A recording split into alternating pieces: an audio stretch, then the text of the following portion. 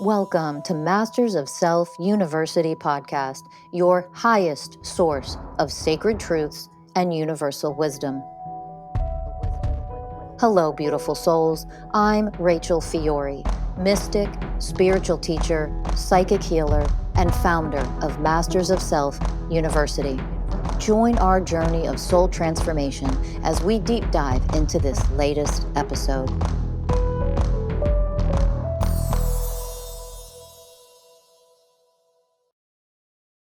Hello, everybody, and welcome to another episode of Masters of Self University podcast. I'm your host, Ellie Lee. And I'm your host, Morley. And today we are joined by CEO of Masters of Self University and spiritual leader, Rachel Fiori, everybody. Welcome, Rachel. Hello. Hi, everybody. Thank you for being here with us, Rachel. And let's just jump right in. How protecting our parents blocks our own healing. And I see us all do it. I do it constantly because I don't want to hurt them. And I guess the question that I'd love to start of, why do we do this incessantly? Good question. So this is just part of our programming. We have been programmed to believe, and I'm going to say more than program, this is a brainwashing. We have been absolutely deeply programmed to think that if we actually speak truth about how we were raised, the programs our parents ran, how they imprinted their programs on us, that we're somehow doing them harm instead of speaking truth. It comes from powerlessness. It comes from a program of this fake obligation, which is the opposite of one of the universal ways of oneness, the way of loyalty. The way of loyalty. We have been programmed to believe being loyal. What are you loyal to? You're loyal to your family. Like, oh no, that's a good thing. That's a healthy thing. That's a loving thing. But loyal to who and loyal to what? Loyal to their codependency, loyal to their abuse. That's not a divine definition. That's not an enlightened definition of what the way of loyalty is. The way of loyalty means that you are loyal to the way of responsibility, to the truth, to compassion, to integrity. We do nothing but run programs of who and what we're supposed to be loyal to, which isn't the way of loyalty at all. It keeps us trapped in weakness, powerlessness. It keeps us trapped in abuse. It keeps us trapped in programming. It also blocks our own healing, and it blocks the opportunity for our parents to heal, because we're staying down at this level of, we don't want to talk about the truth. We don't want to admit it. We don't want to call it out. Well, you don't call it out. You don't talk about it in blame, in judgment, in it making them inferior to you and you superior. That's inequality. That's not the way of equality, right? So we have learned this, and I'm going to say this. I have seen this across the board in my almost 25 years and all the different levels that I've been a coach and a therapist, and my journey of, education, professional experience, all of it collectively, almost 25 years. And I have seen this across the board. And let me tell you something. There was someone recently, a man recently, who I have observed for, 6 years, skirt around the issue of finally just being fucking pissed off and angry at his parents for the way that he was raised and all the shit that he dealt with, and how the levels of abuse and the narcissistic mom and the blah, blah, blah. I've just watched and observed for years. You keep denying your anger. You won't allow yourself to be angry at your parents. You want to allow yourself to anger. And I'm going to tell you right now, 9 times out of 10, 99% of the time, you don't move through the anger part. You don't get to the angry part. You're not going to fucking heal it, period. And you're not healing your shit from your childhood. You don't move through anger. So here's what happens with women: tend to internalize the anger, and they tend to go to self-harm. It could be eating disorders. It could be bulimia. It could be cutting. A lot of women internalize anger. Men show it outwardly. So it could be something as simple as every time this person gets road rage over the dumbest fucking thing, and they're so fucking infuriated with the person in front of them who did something stupid on the road. It's like, that's the anger at your parents that you're denying. It comes out. It comes out in other ways at other people or other scenarios. And in extreme examples, it comes out in domestic violence, for example. Or it comes out, I'm an athlete and I have an excuse. I'm losing the game. I lost my shit for a minute. And yet you'll never fucking hear that same person say, I'm really fucking angry at my mom. But on the field, I can do it. On the court, I can do it. And it's a game. You see it? Anger will sneak out and show itself because we're denying. We think we're protecting our parent. What are you protecting them from? Being able to heal. You're blocking their healing too. So last thing, it never comes. The truth, the way of truth, sometimes can punch you in the gut. But it never, if it's the way, the universal way of oneness, the way of truth, it never comes with judgment, with blame, you're taking a stance of superiority, that other person or people are less than you, are inferior to you. It never comes with a lack of equality. It doesn't come with inequality. It doesn't come with any of that negative shit. Truth is simply truth.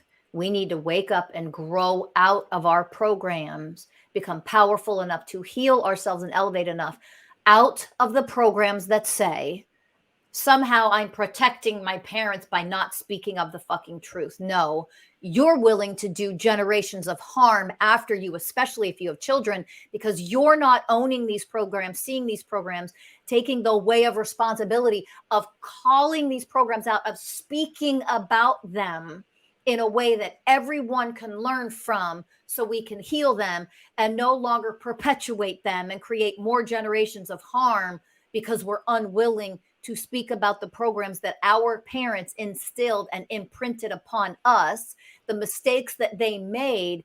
We need to wake up and heal that. And that means starting with the way of truth about them. You're not protecting anybody by not speaking of the truth of these things.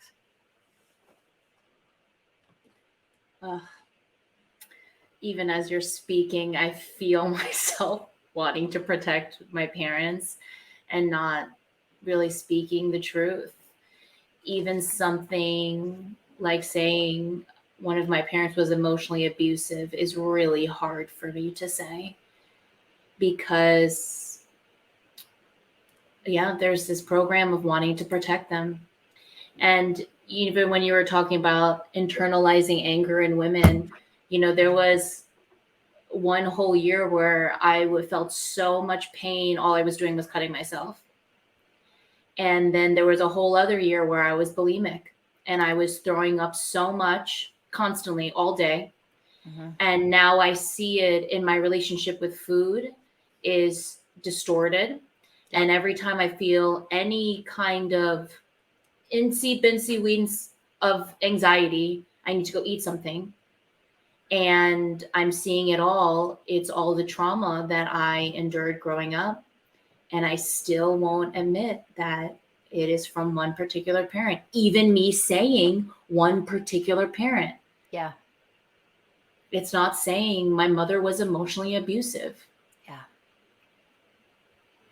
And that right there is a beautiful example. So many people deal with the same thing. So I love that you gave this example, because it's, first of all, we have to wake up. It isn't protecting the parent, it's enabling them. Mm. It's also dishonoring my child, my inner child, me when I was little, what I went through. It is not honoring that pain. It isn't putting words to the abuse. It isn't honoring the pain that I experienced at the hands of this person. We are dishonoring ourselves, not protecting anybody. We are continuing the abuse of this young child. We continue to abuse that child inside of us, the unhealed inner child.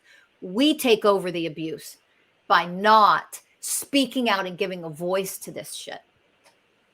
We continue abusing ourselves, and we don't even realize that's what we're doing to our inner child. And then we wonder why we can't heal. We can't heal if we don't learn to use this, our voice, in the way of truth, in a powerful way to say, this is abusive, this was abusive, and I am going to end the cycle of abuse. How and why? I'm going to speak truth about the abuse. First of all, that's where we start. This was emotional abuse. This was psychological abuse. And now let's go to that inner child, and let's give that inner child permission, role model, guide that inner child to use her voice or his voice, for you listeners, to speak out loud the harm that was caused to you. We give the pain a voice, and we give it a divine voice. We don't give it a voice of victimhood. We don't give it a voice of powerlessness. We give it a voice of divinity, that you are powerful enough to speak out loud and grow the power of your divinity, to grow out of the patterns of abuse by no longer abusing yourself by shame, quiet, don't talk about abuse, don't talk about abuse. That's continuing the cycle of abuse. Instead, we call it out. We shine the light on it with the power of our own voice. And then we teach that child, that inner child, to connect to their heart, to connect to their own divine self inside, that is in the center of the center of the center of the beingness of who they are. That is the most divine, enlightened place of power that we can access. The center of the center of the center of the beingness of who we are. Just saying that, you can feel the power emanate from your heart chakra. You're connected to that, and you teach that inner child to connect to there and to grow that light, to grow their divinity. And with that, I use my voice to now speak the truth. And when I speak truth as an aspect of loving myself, of honoring myself, that is the way of unconditional love. That is the way of honoring myself. That is what it means to be integrity for myself and my own pain and my own life experiences that were hard and challenging and painful and unfair. I'm giving a voice to that so that I can alchemize the pain that remains trapped inside of me when I am not powerful enough to speak the truth and give it a voice, no matter who it's about. So most of us enable and coddle and stay in these relationships because the inner child within us still doesn't want an absence of love from mom and dad. Yeah. We enable and we coddle the abuser instead of nurturing and honoring the abused, myself. I have to learn to be powerful enough to nurture myself as a victim of this first in order to no longer be a victim. That's power. I had an experience going through this over the last month or so, really diving into this aspect of myself. I was being guided by one of our coaches, and all of a sudden I could feel all this resistance from putting any blame on my mum. I didn't want to blame her at all. And as I could feel that, it was this protection energy that I was coming from. I was trying to protect her, because if I protect her, then I don't have to look at the pain of blaming her. And finally, once I gave that child a voice and I started saying, it's okay that you want to protect her. I get it. Yeah, I understand that you want to protect her. You want to keep her safe because she's your source of love. But as I'm growing into being his source of love, as he realizes that that's him and he doesn't need a parent anymore to get that love from, he's letting go the need to protect her and to actually look at the truth of what happened. And it's interesting, when I really tapped into that, he was screaming. There was so much anger there, like, this is your fault.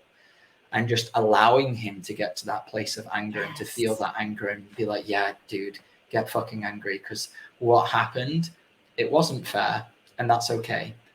But feel it. Feel the pain, feel the anger that you feel towards her, because my whole life I'd spent avoiding that. And I know this is something we spoke about, Rachel, in the certification course. There was a time when you took me there and I wasn't ready to look at it or see it, and you didn't take me any deeper. And I thought, that's weird that she didn't take me all the way into that particular trigger and that particular piece of pain. And I was left wondering why. I'm trying to understand it from a conceptual level, of course, trapped in the mind, thinking, let me figure this out. And it wasn't until I got to the bottom of it of really, I understand why, because my inner child wasn't ready to look at it. Because I didn't have enough love and light and power within myself yet to be able to let go of the attachment and the codependence and the need from a parent, both parents, to say, okay, I have this power and this love from within. I no longer need you. So let me start to look at the truth. Now, there's this saying that we all hear, love is blind. And I say bullshit, because everything that I've learned, love is the opposite of blind, and our programs make us blind. Yes. It was my programs, my weakness, my powerless, my codependence, my attachment, my fear of feeling any guilt or blame of casting her or my father in a bad light. That was what was making me blind to the truth. Yes. And that when I step into my power and I grow the love that I am, then I see I'm not blind anymore. I'm the opposite. I'm seeing what really happened. And when I'm able to see what really happened, all of a sudden, that's power. That's healing. That's love. Like, oh, this is what happened to you. You spent your entire life confused about why certain things happen. Why was I protecting her all this time? Well, she was the one who was supposed to, quote unquote, want me. And then she was the one who, quote unquote, left. Yeah. And that's how he felt. But he wasn't ready to look at it. Because to look at it means that he's actually going to blame her. And now, obviously, we want to get to a place where the truth comes out that it's not about blame. Right. I'm not blaming her, but he's hurt in that moment and he can't even see that. Exactly. He can't look at it, because if he looks at it, he loses her love. And that's how this gets trapped and everything gets locked in place, because we can't see the truth of what happened. Because we're worried about losing the love. There's too much pain there that's blocking it. And only once we start alchemizing the pain and tapping into the programs that are really running right now, can we actually see the truth and heal and evolve out of these karmic patterns and harmful ways. You got it. So beautifully said. And I want to address a couple things. I want to address the not taking you deeper when you shared that. So I want the listeners to really hear that. I want to touch on that. When there is an aspect of your inner child that absolutely will not go there, you have to honor that that's where that person is at. You honor it because that's what the way of honoring means. You honor where they're at. It doesn't mean you don't challenge them to heal and grow and look at the pain. But what we do at Masters of Self University is, okay, this particular person needs to grow the power of their light more first. So they feel their internal power. The more powerful they feel, the more that they feel their own source of divinity inside of themselves, they will then go deeper into their wounds that they're not ready to face. Why? Because they feel their own power, that once they open up that wound, oh, this is going to be painful. Yeah, it might suck a little bit, but you know what? I can actually alchemize that with the power and the light that I am. Whereas yesterday, last week, 3 months ago, I might not have been able to do that. This is the beauty of this work. We grow the power of we teach you how to grow your internal divine power that comes from inside of you. It doesn't come from outside of you. We teach you to connect to that and grow that power. So your inner child, we teach the aspect of that to your inner child, how powerful he or she really is. And when he or she starts to feel really powerful, oh, now because I'm so powerful, I can, quote unquote, handle the truth of this that I didn't want to look at before. And part of honoring what it means, the way of honoring, when we teach people in this work how to honor your pain, you just honor what's there. And that also means, so I don't want people to get confused, that you'll go through the phases of anger and blame. As Danny shared, like, there's nothing wrong with your inner child going through a phase of in healing and alchemizing and elevating out of your program's wounds. That if blame is here, right now, That's what we bring to the surface. We don't deny that. That's what it means to honor your pain. Blame is here. Fuck you. It's all your fault. Fuck you. You're a piece of shit. Fuck you. I hate you. That's okay. Let that come up. We don't dismiss that. We don't force that to go away or deny it. We don't suppress that crap. That's in there. We bring it up. That's what honoring your pain is. What else is in there? Let's bring all that up too. That's part of the enlightened definition of honoring. You don't get stuck in it when you learn what it actually means to honor it. Honoring it is alchemizing it on an energetic level. It will not remain in anger forever or in blame forever when you're honoring it, because an honoring of it is this level of, I can see the divinity here. I see through divine eyes. I hear with divine ears. I feel the connection through my divine heart and my divine soul. And when you're offering that to pain and wounds and programs, those programs have no choice on an energetic level but to alchemize and elevate to a higher vibrational frequency of the honoring that you're offering here in this moment. That's how we heal permanently, is through that process. And as a coach in this work, it's really easy to want to skip that really integral step of honoring the pain and go straight to, I don't want to blame them. I'm more evolved than that. I shouldn't be blaming them. Let me get straight to the light and the love and the, well, hang on. Your inner child is there screaming, literally screaming, this is your fault. Yeah. Fuck you. You know, you need to honor that. Let that little guy have his moment and see him in everything that he's feeling now. Let him feel it.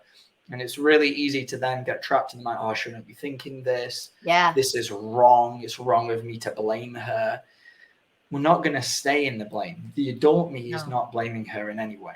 Right. I see the truth. We need to let him see the truth too. Yes. Let him see that. Let him experience that. Let him go beyond that. Let him feel the blame and then get beyond that. And then be like, okay, I worked through that, the anger that was there. I managed to alchemize it because I'm grounded in my heart and I connected to my power. And then obviously what's under the anger is deep sadness. Yes. The deep pain of having to do things alone, of losing the one person, the mother who was supposed to guide him in this life, and allowing him to feel that pain, but not skipping that step, because you skip that step and there's your block again. That's spiritual bypassing. Exactly. Yeah. And letting him go through that process is what maturing and growing up is. That's maturing. That's allowing him in his own process and his own time to mature and grow up and gain a more mature perspective by elevating his level of divinity, his level of light. He's growing up. He's increasing his emotional IQ when he does that. So it's that's a vital step. We don't ever skip that step in coaching that we offer at Masters of Self University. Yeah. And just to further your point that you made earlier, because Ellie so beautifully shared that, her internalized anger led to self-harm. And mine is the exact same thing that you said, except my externalization of the anger turned to domestic violence. Now it only came out when I was extremely drunk. Mm-hmm. And it was, very verbally and emotionally abusive to my partner during my younger, late teens, early 20s. And I would wake up the next day after drinking and not really remember it, but kind of have a sense that something went bad last night. And then I would hear all the stories from my girlfriend and my friends at the time. And I could never understand how that was in me, but I couldn't access it. And so this is exactly it. This was how that anger was coming out. You got But it was only doing it when I was so unconscious, so deep into my shadow self that it was having a voice, because there were so many layers of pain. And the other aspect of it was that I think I figured out as a child, if I get angry, if I get angry, that means I'm blaming her, and I can't blame her because I don't have love. So therefore, I cannot feel anger. because if I feel anger, I jeopardize all of this. She may not come back, is what he felt. Like if I get angry and then she might not return.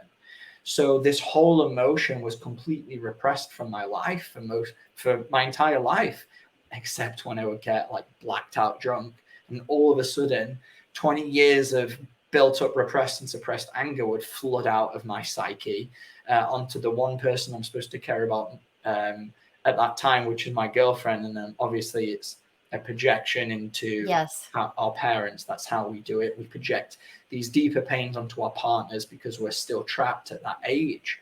And so like, it's exactly what you said. This is what happened to me. It would come out, this externalized anger, and I never understood why. I was so confused as a teen. Like, why is this happening? Why can't I feel the anger? It was like, it felt like an entity would take over me and do all this. And then I would wake up completely like, that wasn't me. I don't even know what you're talking about. I don't even feel that in me.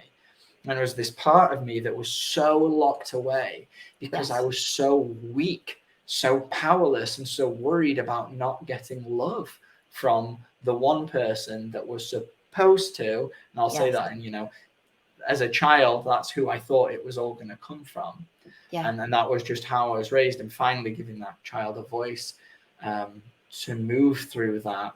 And then, wow, what a revelation. And I'm so grateful for this work, because as soon as I finally saw all these pieces coming together, it was like my whole life was like just painted in this beautiful picture, and I could finally understand why I am the way that I am, why I've shown up the way that I've shown up, why have I done the things that I've done, why I had this behavior in me that it was so deeply ingrained that I would only see it when I was blacked out drunk.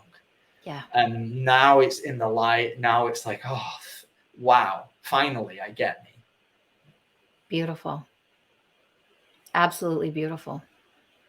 And I hope that our listeners can see that in this work, that's what you're doing. You're awakening to yourself.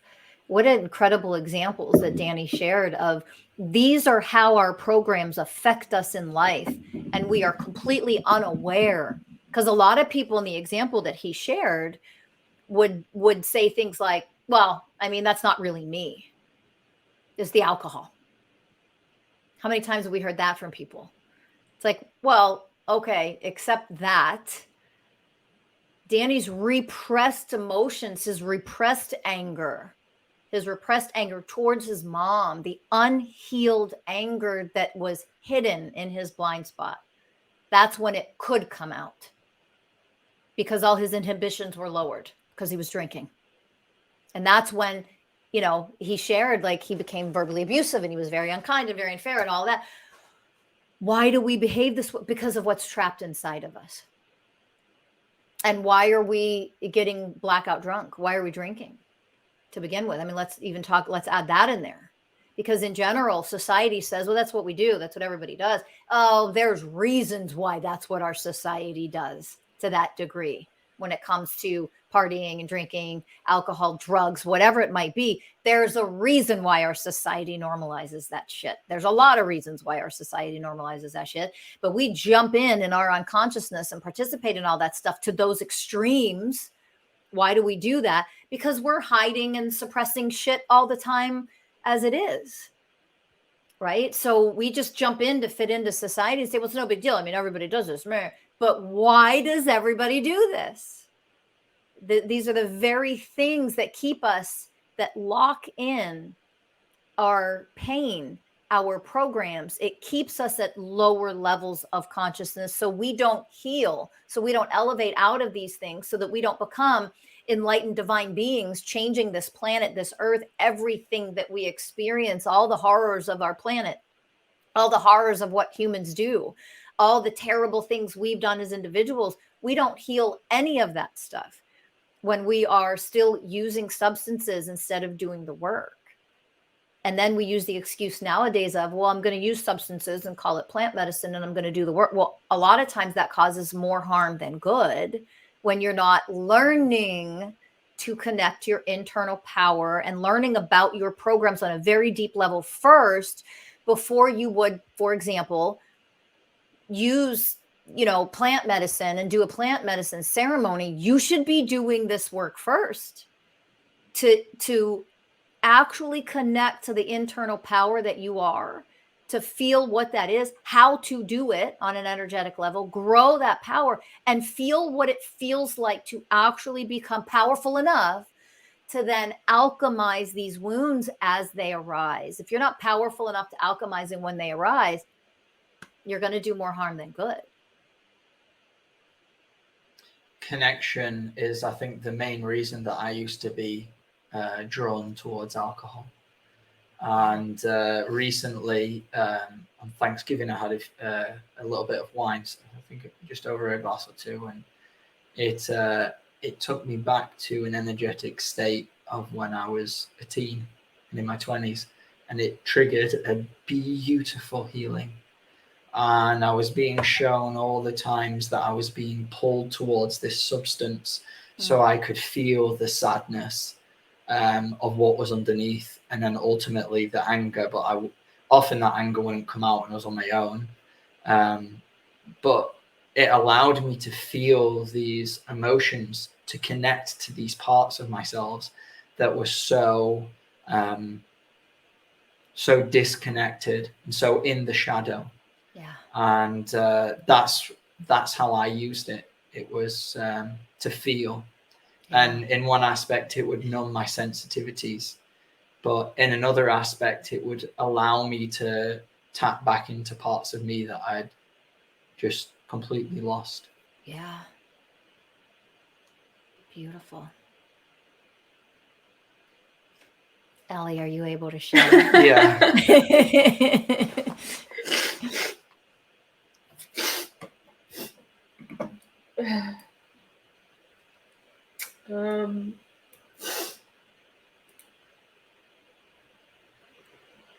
I think that my journey has been really hard for me. And I get triggered by Danny a lot. Listening to his journey, because it just doesn't feel as smooth for me.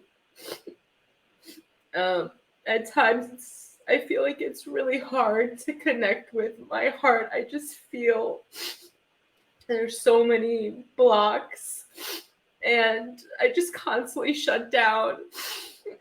And I know that it has a lot to do with just my enmeshed upbringing, and it was just all day, every day, that I really went through just a lot of trauma.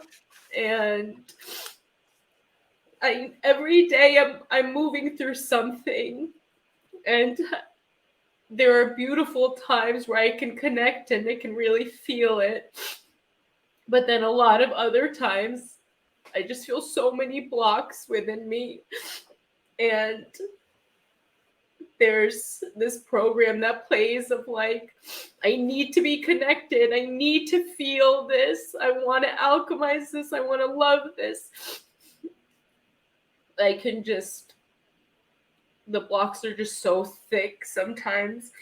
And when having, Danny as a partner, and he moves through things he just glides. Mine is not a glide. It's a lot of tripping and being stuck. And so it's just bringing up my journey for me a lot right now. Thank you for sharing that. That's a beautiful share, because that's what a lot of people experience when they are doing this work. This work meaning the real work on themselves, going into their pain, their programs that are in there, the wounds that are unhealed, the powerless inner child that does not feel safe at all. I want to talk about that for a minute, because a lot of people will naively think that I'm ready to dive in, I'm ready to do the deep, dark work. And it means that, okay, I did it, and now I just feel better. And it's like, but our healing journey is not a linear, straight up the path. Like it's just a linear trajectory of, it just gets easier. No, it's bumpy. It goes up and down. Some days are blissful and amazing, and healed a lot of shit and you feel incredible and you feel powerful and you feel amazing. You're like, oh my God, this is the most powerful, magnificent I've ever felt in my whole life. And other days you're like, wait, I've been healing. What's happening today? And here comes the pain, and here comes the tears, and here comes the feelings of powerlessness, and here comes a lack of safety, a feeling of a lack of safety. It's important to share this, that for our listeners, that I want to point something out. Ellie shared how she'll shut down. I want to talk about that program for a moment, because a lot of people will do this. A lot of people who have been through abuse, a lot of women, oh boy, do women feel this. Boy, is this a collective wounded feminine, massive wounded feminine program. Shut down. Why? Because it's survival, because women don't feel safe. Okay. It doesn't mean men can't feel this. A lot of men carry a shutdown and a survival program as well. But this is a massive collective wounded feminine program, is the shutdown, because you don't feel safe as a woman. You're not safe as a woman just walking out and about, let alone what the hell you went through in your own household. Add on to that, to our listeners who have experienced the severe traumas of, molestation and sexual abuse, for some of them, that they grew up with, whether it was directly from a parent or a relative or whatever may have happened to them. You add all of these things together, we have a massive collective wounded feminine program, of a survival program of shutdown, right? So I want to point that out, because a lot of people, men and women, but especially a lot of women, really carry a massive wound of just shut down, because I'm not safe. I don't feel safe anywhere I go. And how can I feel safe when, if I'm healing something from my past, but then I go to the grocery store and I don't feel safe again? All the crazy stuff that goes on in our world, there's a lack of safety. And this is the vital importance of this work, learning this work, is it might not happen overnight, and that's okay. We don't ever promote the delusion that you're going to do this work and a week later, all your shit's disappeared. No, it takes a while to become as powerful as you can become. That's a process. It takes a while. But that lack of safety is what I want to point out, because when we are in survival mode, when our survival programs get triggered inside of us, that's that fight, flight, or freeze. And for a lot of people, and again, like I've already explained, especially for women, there's a massive shutdown mode. Everything gets shut down. Why? I want to disappear. I want to not be here. I want to be dead right now. If I could the earth could swallow me up and I would just be dead, I'm okay with that. Just let me die in this instance, because I don't feel safe. And it just gets so fucking exhausting as a woman, and as anybody who's been through trauma. I'm not excluding men here, that anybody who's been through a lot of trauma, like when you don't feel safe, it is exhausting to live life, to continue to feel so unsafe in your world, in your existence, in your reality. So shut down, for a lot of you, here's my first little tip.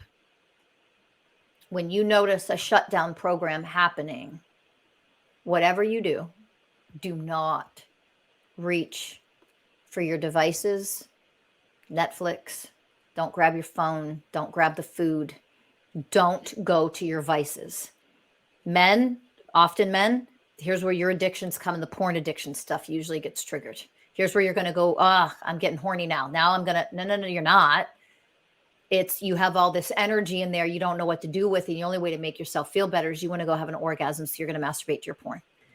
More common for men, not uncommon for women. Women can do the same thing. Some percentage of women will do the same thing. But hear the deeper thing going on. When you give into your vices in that moment, you are perpetuating your programs of powerlessness. That's what I want you to hear. So in those moments of especially for shutdown mode, to get me out of shutdown, to feel better, that's when we go to our food, our cutting, our porn, our addictions, our avoidance, our coping, our whatevers. Even those of you who call yourself healthy, well, time to hit the gym, time to go for a run. Nope, you're actually perpetuating your programs of powerlessness in that moment. That's what I want everybody to hear who's listening. So one of the things, of course, I'm going to say, go to Masters of Self University and sign up for a consultation and sign up for our coaching programs. That is the number one thing I'm going to tell you, because we can guide you through it. But I want you to hear when Ellie shared her powerful share, I wanted that to be a teaching moment, that shutdown is a survival program. It is a fear, I'm not safe program. And that is where we do the real work in that moment, letting the pain and letting that come up and not suppressing it, but connecting to our heart and growing our light. And what that means is I'm not going to feel better in 3 seconds. I'm not going to suddenly, oh, look, I connected to my light. Oh, it's all gone. No. Don't misunderstand. To sit in your pain with nothing but nurturing is the power of your light. Really take that in and what that means, listeners. To sit in your pain, but nurture it, not make it bad or wrong. That is the power of your unconditional love, your divine love for yourself. That is the way of unconditional love. I'm going to embrace this while this is here, because if I embrace it with zero judgment, I'm not trying to make it go away. That's not love. As uncomfortable and painful and scary as it is in this moment emotionally, I'm not trying to make those quote unquote negative emotions go away. I am going to sit in the love that I am, and I'm going to embrace it and nurture it. And when I learn how to master that, that creates the feeling of safety. That creates the energetic vibrational frequency of I'm safe in this moment, because I'm safe to feel these dark, heavy, negative emotions with no judgment, no dismissiveness, no shutting them down, no avoiding them, no ignoring them. That is what creates safety. And I'm going to jump for a minute. I want men to hear me now. That is what all women everywhere are asking you all to fucking do in your relationships. Women are emotional. Women. No, we're asking you to become the divine men of the energy of safety by being able to sit in uncomfortable emotions, whether they are yours or someone else's, and offer nothing but your presence. That's safety. And every human on this planet needs more of that. Man or woman, we all need it. Our children need it. Our friends and loved ones need it. Me, myself, and I need that. And the more comfortable and powerful I get with my own ugly crying, my own vulnerability, and offering it zero judgment, nothing but nurturing love, that creates safety. And the safety itself will start to alchemize and heal the wounds and the pain that is in there. And the more we do that for ourselves, the more powerful we are able to guide others into doing that, the more we're creating safety for other people and this planet, for all of us to heal and be in support of each other while we heal.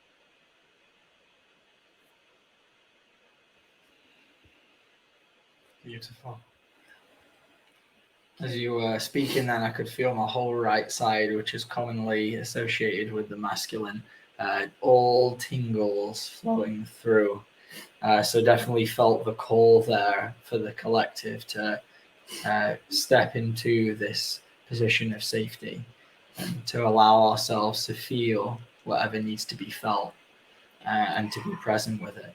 And, we have a tendency on this healing journey as well. This is something that I've seen in myself and in clients, to try and tell the inner child, don't worry, you're safe. And you can't convince a child. You have to let them feel the energy that you're in. Yes. And once we're able to be in the presence of whatever it is, of the emotion, the powerlessness, the pain, whatever it is, then that safety can be found within. But I love that. Yeah, we can't convince anyone, our inner child, don't worry, you're safe. You're with me now. No. Feel Beautiful. into it. Find the presence. This is a divine masculine quality, as you mentioned. Find that presence. Be with the pain. Allow yourself to then nurture it. This is what love means. And then as that settles, as your inner child knows, oh, okay, I can be in this emotion, be in this pain, all of a sudden there comes the safety. Oh, I'm allowed to feel this. And then watch as your inner child feels that, watch it alchemize. But that can be another place where we block. We're locked in place. Absolutely. Perfect. I love that you said that. I want to add to that because it's so perfect. Here's one of the biggest mistakes people make, and one of the biggest mistakes coaches make. Okay. And this is something that Danny and Ellie can tell you in the Mystical Life Coach certification program. I punch this and pound this home so much in my coaches that I'm certifying and training in this work, is when they make the mistake of they're working with their client during practice sessions and they say, you're safe here. You're safe now. And I'm always like, no. And I call them out in the middle of the class. I'm like, don't you do that. No. Break that habit. Break it. Why? Because the energy itself, the fear itself, the shutdown program itself is the reality for me in this moment is I'm not safe. Do you understand? Hear me. The energy that is flowing through that person in pain, that child, when they experienced what they experienced, whatever it was, wasn't safety. It was unsafe. So we learn to honor that pain by being truthful about what they're feeling. That's what validating emotions actually is. So if I feel unsafe, we don't say, oh, but you're really safe. That dismisses the emotion of a lack of safety. Unsafe is what I'm feeling. You're dismissing that in a person. You're refusing to validate it in a person when you say, but you're really safe now. No. You feel unsafe. Good job feeling that. Good job seeing that. Good job. Let that come up. Let more of that come up. Let that feeling of not being safe come up. We're going to embrace that. Good job putting words to that. You're doing such a good job at allowing that not feeling safe, that feeling of not being safe. Let that come, because that's how we heal it and love it and alchemize it. We don't say you're safe. That just demolished. That literally did the opposite of validating the feeling of not being safe.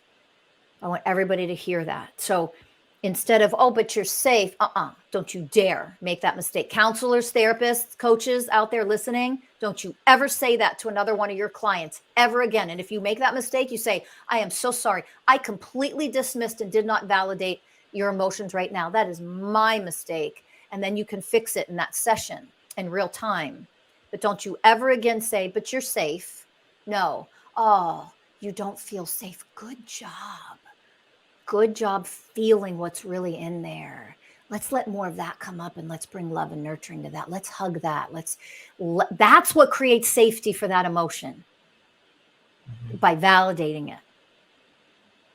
Because it doesn't matter what we feel as adults, or what we not even feel but think as an adult. It's what the inner child experienced when he was young. Yes. When in that moment when that energy is activated. Exactly. It's about, yes, you're safe right now. Great. Be in that energy and let your inner child feel that, but don't try and convince them of what they are and not feeling. They're experiencing this. Yeah. And then we come back to honor that safety. Yeah. Validate it. That right there alchemizes that lack of safety, that unsafe feeling, the energy of that. It alchemizes it literally into the energy of safety.